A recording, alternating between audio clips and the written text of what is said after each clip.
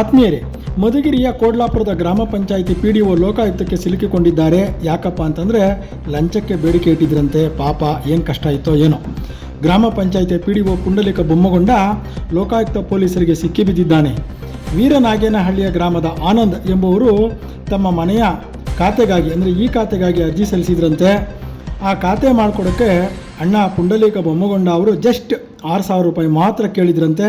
ಅದನ್ನು ತೆಗೆದುಕೊಳ್ಳುವಾಗ ಲೋಕಾಯುಕ್ತ SP ಲಕ್ಷ್ಮೀನಾರಾಯಣ ನೇತೃತ್ವದ ತಂಡ ಅವರನ್ನು ಹಿಡಿದು ಹಾಕಿದ್ದಾರೆ. ನಂತರ ಗ್ರಾಮ ಪಂಚಾಯಿತಿ ಕಚೇರಿಯಲ್ಲಿ ತನಿಖೆ ನಡೆಸಿದ ಲೋಕಾಯುಕ್ತ ಪೊಲೀಸರು ದಾಖಲೆ ಪರಿಶೀಲನೆ ನಡೆಸಿದ್ದಾರೆ. ಇದೀಗ PDO ಪುಂಡಲಿಕ ಬೊಮ್ಮಗೊಂಡ ಲೋಕಾಯುಕ್ತ ಬಳಿಯಲ್ಲಿ ವಿಶ್ರಾಂತಿ ತೆಗೆದುಕೊಳ್ತಾ ಇದ್ದಾರೆ. ಮುಂದೆ ಏನಾಗುತ್ತೆ ನೋಡೋಣ.